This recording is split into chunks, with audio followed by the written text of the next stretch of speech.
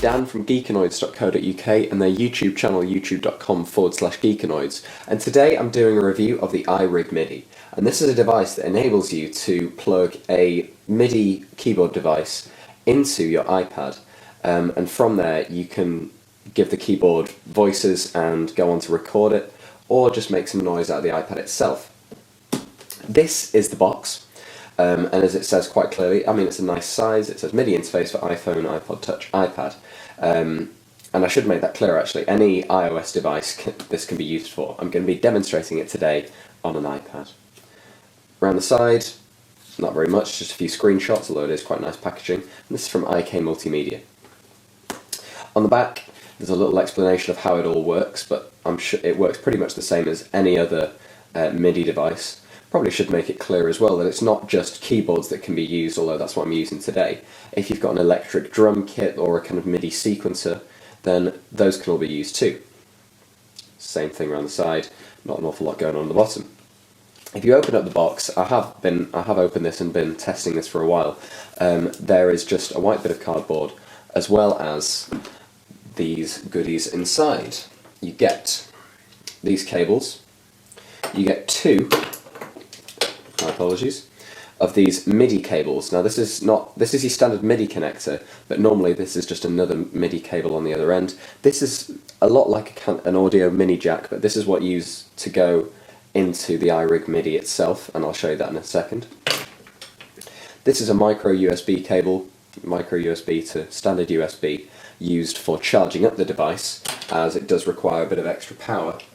And the Irig Midi itself is this tiny bit of kit, as you can see there, and that plugs in to the iOS device with the standard 30-pin dock connector, and then on the bottom you have the in, through and out for the MIDI connections. Obviously that would be too big for the device itself, so that is why they've developed this sort of, it's not proprietary, but I haven't seen this type of connector used on a MIDI device before. So what I'm going to do now is set up the Irig Midi plugged into my iPad, just to give you a quick demonstration of the app SampleTank, also developed by IK Multimedia. Now, if I turn my keyboard on, there is no sound coming out of this by itself. So any sound that's produced is going to be coming out of my jam box here, which is plugged into my iPad. So I'm just going to plug this in now. I have two apps which are related to the Irig Midi. The first one is called Irig Midi. Now this is a completely free app, and this is just used to record sample MIDI tracks. And you can see that that's just given me a quick indication there. And like I said, that's completely free and it's not very useful.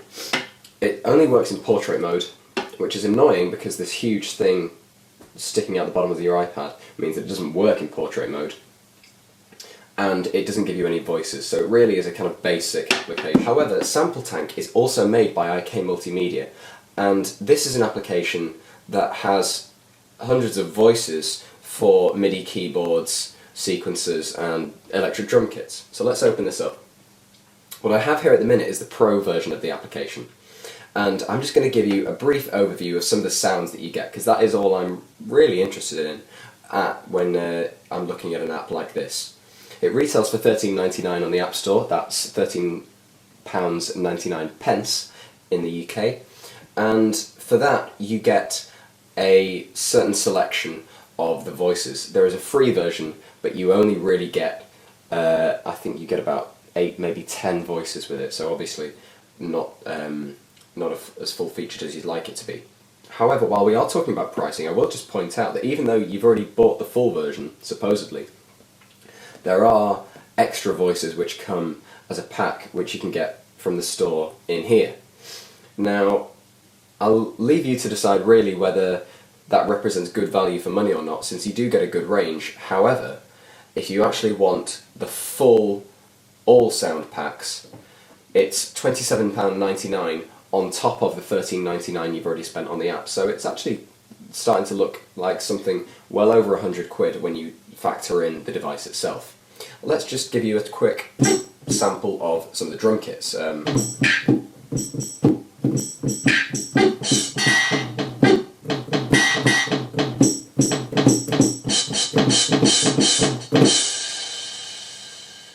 and they actually don't sound that bad for a MIDI device. Now, another thing about this is that it's obviously not plugged in to a MIDI drum kit. If it was, then you'd obviously be much easier to play with.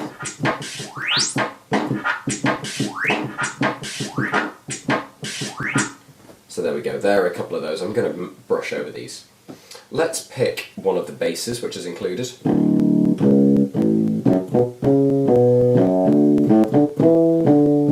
And I think this sounds kind of alright. Let's just pick one more briefly. And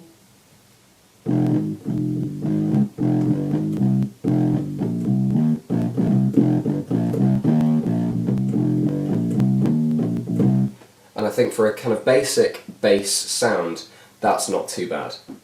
And obviously there are some more synth sounds.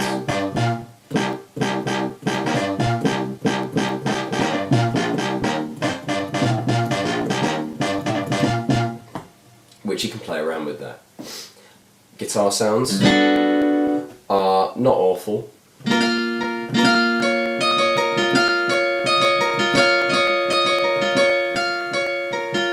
Although if you do play the right riff, you do end up with something that sounds a little bit RuneScapey. Again, because they are very basic sounds, there's nothing special here. I haven't been blown away by these voices. Maybe that's because they need to keep the file size down and sort of preferably under a gigabyte. Or maybe is that they have just cheapened out on these a bit. I'm hoping that it's the former. Now let's listen to the piano sound, because that can be a real test for something like this.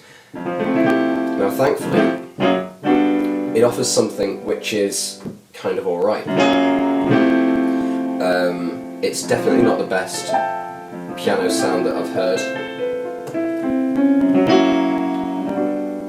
However, it's quite pleasing, and for the iPad, really not all that bad.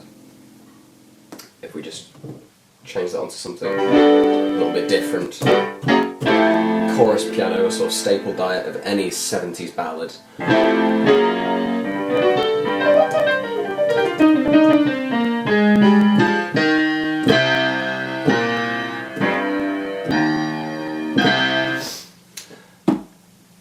Moving on to the electric piano sounds. I actually really like this stage electric piano sound that they've included here. I think it's quite a sort of hit the road jack type keyboard. Or this kind of bluesy jazz sound.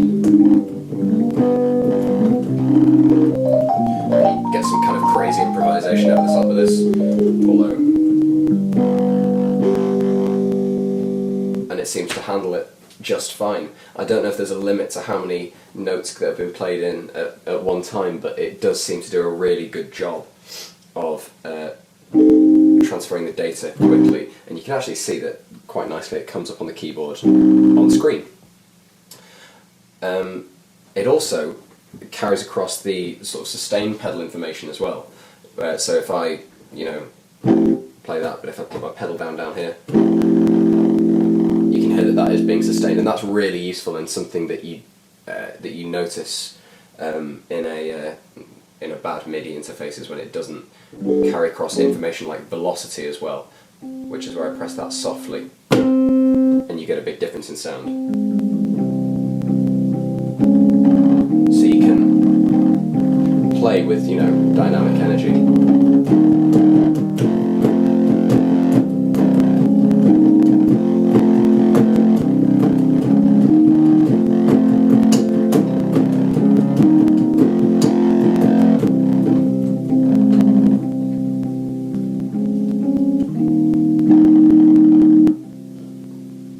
So that's quite nice.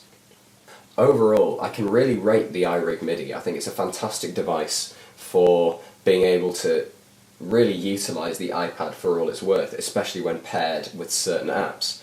However, I'm not a big fan of SampleTank. I think for what it is, it's overpriced, especially considering that even once you bought the full version, there are still more voices to buy if you really want the works. The sounds themselves don't do a great job. I'm not over the moon with how these sound. Again, comparing this to GarageBand, which is a comparable app. I know that it's made by Apple, so obviously they don't have to charge the same as some of these independent developers, but it just does a better job. And the Irig Midi isn't without competition either. The Apple Camera Connection Kit, you can plug via USB Midi keyboards into that. Now I know that some older Midi keyboards won't have that option, in which case this is what you want.